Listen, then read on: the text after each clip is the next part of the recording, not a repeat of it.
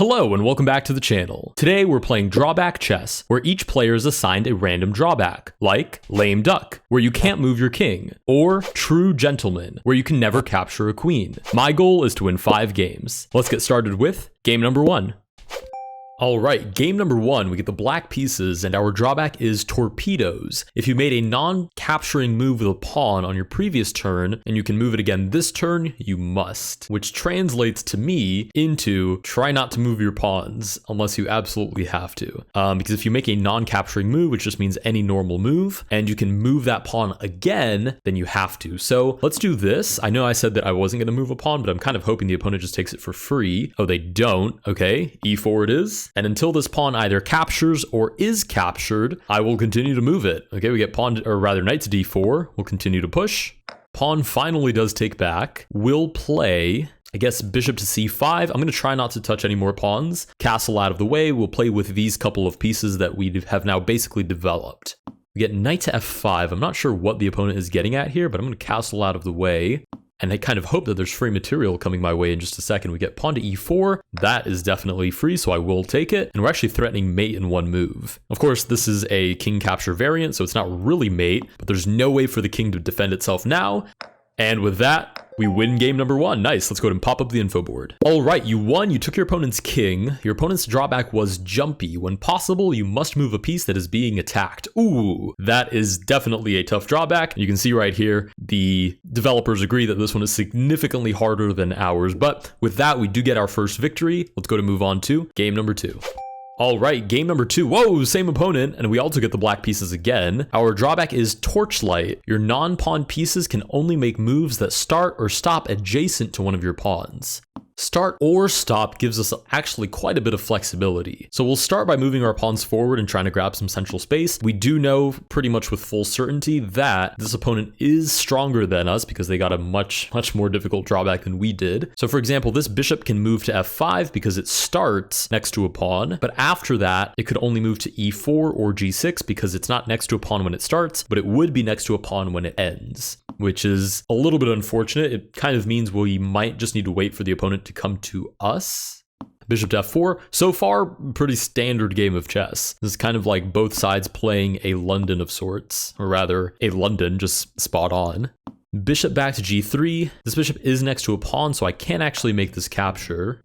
Nice, we'll go ahead and play c5. I'm gonna veer off the London course because I'm assuming the opponent is playing this because they need a solid position. Queen to a4. We could just drop the pawn and castle out of the way, but I'm gonna play a little bit harder to get than that. I'll play queen to c7. If we do get knight to e5, I guess I have no choice but to castle and drop the pawn on c6. Because at that point they'd have 3 attackers and I would only have 2 defenders. If I play something like rook to c8, queen takes a7, the knight is pinned so it can't actually take back. We get pawn takes on c5. I will take the opportunity to castle.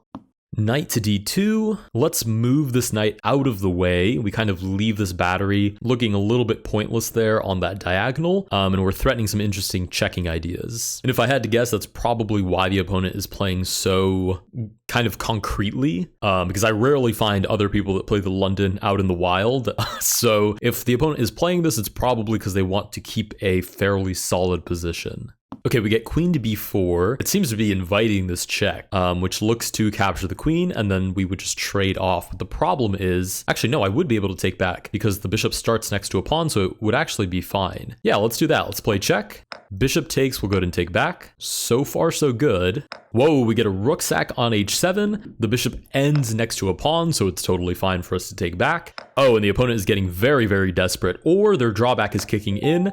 And there we go. With that, we win game number 2. Let's go ahead and pop up the info board. All right, you won. Your opponent's drawback was eye for an eye. If your opponent captures, you must capture on your next move or lose, which is just absolutely abysmal and does explain their sacrificial moves. They didn't have any capturing moves left at the very end, so they automatically lost the game. With that, we have 2 victories under our belt. Let's go to move on to game number 3. Before we move on, if you want to improve your openings, I recommend checking out the sponsor of this video, chessreps.com, which offers easy step-by-step opening lessons. Drill your opening to climb to the top of the leaderboard or do puzzles that come from real games. Like this puzzle where I can click back to see how we got to this Jobava London position before delivering this nasty fork. puzzles are completely free, so you can keep doing puzzles to increase your opening elo, and then take that practice into a real game, like I did to crush my opponent with the Jobava London. If you want to support the channel and become an opening menace, check out chessreps.com. Now, back to the video. Alright, game number 3, we get the black pieces, and our opponent's name is I Will Reveal My Drawback. We'll see if that's the case, because I will run away with the victory. Our drawback is Messy Divorce. Your pieces can't move from the queen side to the king side, or vice versa. We have had this drawback before, so all of these pieces have to stay on this side of the board, or at least ours do. And then same thing for these pieces, have to stay on the queen side of the board. The opponent's drawback is Guerrilla Tactics. After playing a capturing move, you must return the capturing piece to the previous location if possible. How would we actually take advantage of that? I guess we could take advantage of that if we threatened a piece and it captured something and then had to move back into the line of sight of the original threat. But besides that, I'm not totally sure. I was so busy thinking about my opponent's drawback, I forgot about my own. So we'll go ahead and fianchetto, we'll castle kingside, and hopefully not make it too obvious that our pieces need to stay on one side of the board each. Move bishop to g7, we'll just grab the castle first. This is a pretty standard opening, we're basically just playing a Grunfeld, so there's nothing for our opponent to be suspicious about quite yet. And it's quite funny because you can tell this is a stronger player if they're so confident in revealing their drawback. We get castles, or at least maybe not a stronger player, maybe just a foolhardy player, but I'm willing to bet this person has some experience under their belt. Let's play knight to c6, and I guess e6 would be an easy way to write off why our bishop isn't being developed to g4, so we'll play e6, and then maybe grab the double fianchetto. It's a little bit redundant because we're kind of just looking into our own pawn structure, but it's pretty likely that the opponent will play e4, and eventually this diagonal will open up. And actually, the more I think about it, we basically just want to be ready to make a threat of some kind. Because for example, if we get like e4 and we have this trade, whatever piece captures last, their next move has to be moving that piece back. So if I threaten the queen with a completely random other piece, they still have to make that move back and I can grab a more valuable piece. So we'll play bishop to b7 and we want to keep that in mind, which I think also means we want to open up some files because as long as we're just playing with these pieces, knights will always be short range, so it will be difficult for them to grab anything for free, and the bishops can't even cross across the board, so they can see about as far as the center. The only pieces that can stay on the same side of the board and create legitimate threats are the rooks, and I guess the queen as well, but only against free pieces. We get bishop to e5. I can't even take that because my knight has to stay on the queen side. I'm going to play rook to c8 and maybe like knight before c5. Could be a good way of expanding the range of our pieces. We get rook to c1. Let's go for knight to b4. We are threatening to take the bishop. That is on the queen side.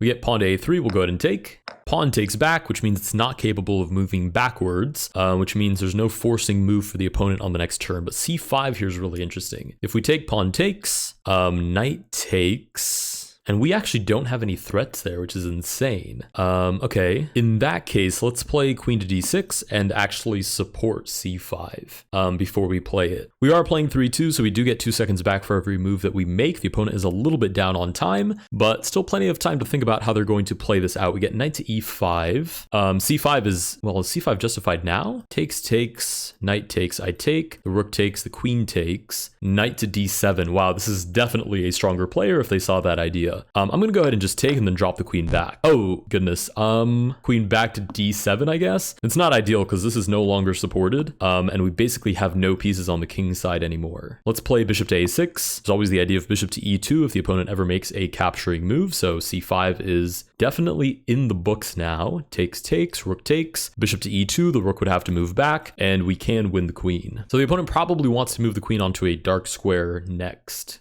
Oh, I say that as if they know what our, well, they know what their drawback is, so they would want to play that, yeah. We get knight to d2, we're going to play c5, finally get to open up some lines. It's actually insane how difficult it is to beat this opponent, even knowing what their drawback is. Okay, opponent is now down to 33 seconds.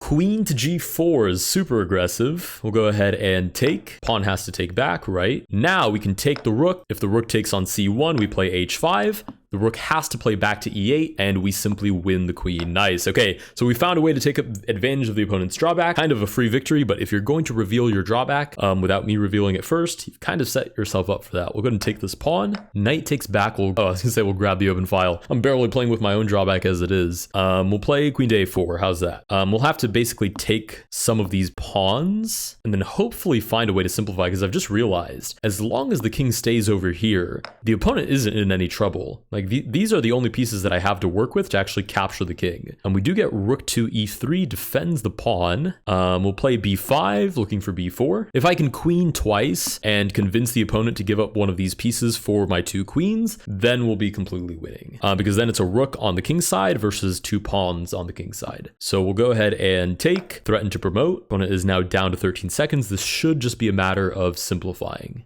Rook back to e1. The rook seems to be the first one that will go for a piece. Nice, we'll go to promote, pre-move the recapture as well. And next, we want to lure this knight into trading itself off. So actually, that's quite difficult. Okay, let's play bishop to c4. We're down to 30 seconds as well, so we probably want to try and promote. There we go, knight to d2. We'll push. Then there's some ideas of like queen c3, queen b3. Opponent is now down to 7 seconds. We'll give this quote-unquote check, which isn't actually a check.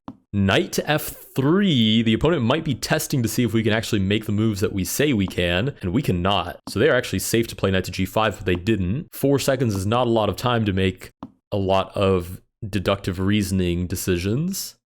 Right, we'll go ahead and promote, pre-move the recapture, but we get h6 instead. Go ahead and take on d4. Pawn check, we just kind of shuffle out of the way. This should be fine. Knight takes f7 is a Hail Mary, but we can unfortunately just capture that.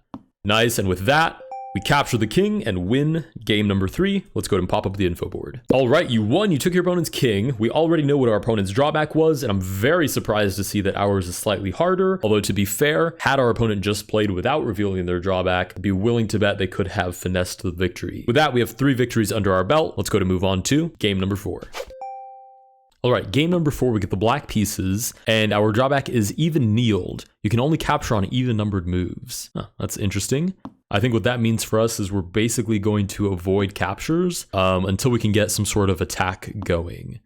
So we'll just play like this sort of perk modern fianchetto, and maybe somehow I can finesse it into a kingside attack. And the reason that's my strategy is because if I create any tension in the center, like I fight for the center like you're normally supposed to, it could leave a lot of, pawns staring at each other or pieces staring at each other, which leaves us very weak. I'm not super worried about the bishop taking here because that's generally not an idea you're supposed to go for.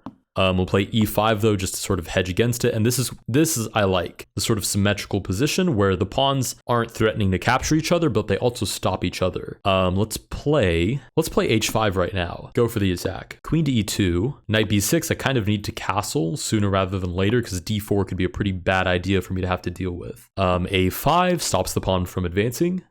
h4, we'll play bishop g4, pins the knight. We get rook to c1, which does kind of prepare for an attack. And the next move is the first turn where we can castle. I will take here and double the pawns. Even though it does open up a file, I don't think it's of concern right now. Let's play bishop here, threaten the rook. Nice, the rook moves over. Then we'll look for bishop to h3. It's going to be a race to see who can checkmate the other person first. We get bishop to a5. We can capture on this turn, but I think I'd rather move the rook to, well, no, let's capture on g2. If they take on d8, I'm bringing the queen in, and we'll figure things out the hard way, but they don't. They do take back on g2. Now we'll move the rook out of the way. g5 is tempting, even though it walks straight into a fork. We get rook to b6. This is just impending doom, so we'll play g5 right away. And then h4, and sacrifice absolutely anything we need to in order to open up the position. Oh, we can't capture on this turn. Okay, rook to g8. If we do get this capture, I really can't even take because rook takes back, but they don't know that, so they play c5. We'll take on h4. Right now, the opponent thinks that they would lose 2 rooks to a queen. We get knight to h4. Let's play bishop g5 with the idea of h4. I kind of need to push through on this attack as fast as possible. Bishop back to c3. We'll go ahead and take. Oh, we can't take on this turn. Okay. In that case, I guess knight to h5. No, knight to h5 is free. Okay, in that case, bishop to f4, tripling down on this pawn on g3. We get a5. We'll go ahead and take. Pawn takes. Let's see, knight g4, a6, check, king comes up, sack, rook takes, king e4, d5. I don't know, it looks like fun. I have no idea if that works, but looks like a good time, so we'll give it a try. a6, sure, we'll give check.